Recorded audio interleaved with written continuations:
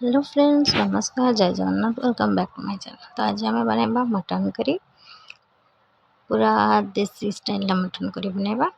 तो चलते प्रथम आम मटन को मैरिनेट करवा। मटन को मैरिनेट करने मटन को भल भाव धोई से लुण, हलदी, तेल, मीट मसला, अदा रसुण पेस्ट और दही दे मटन को भल भाव गोलाई नवा।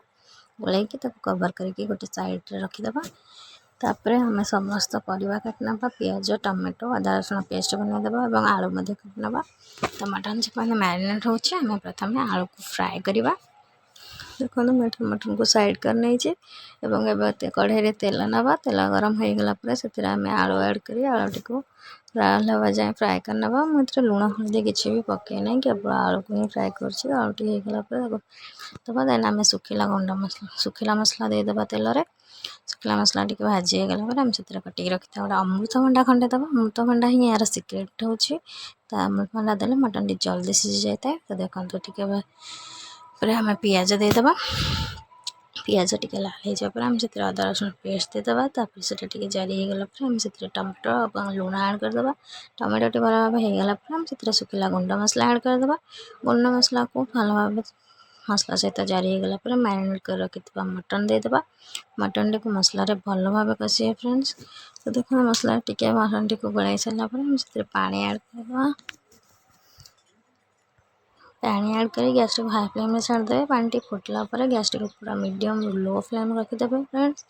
तापर धीरे धीरे आपको मझे मझे चेक करुवे पाखापाखि आपण मटन टी कषि हो गला पर्यंत पानी टी पूरा मरीज मटन कषि होदेह मटन सीझी। तो से मटन टी को कषिबे फ्रेंड्स।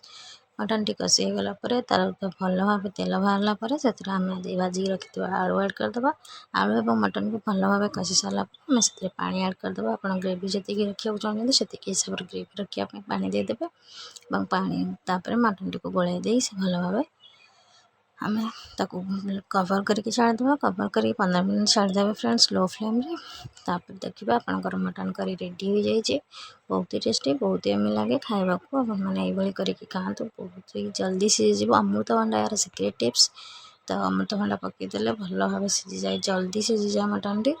तो फ्रेंड्स वीडियो भल लगी वीडियो लाइक, चैनल को सब्सक्राइब करेंगे। थैंक यू सो मच मैं वीडियो देखिए। मतलब प्लीज सब करूँ मुझे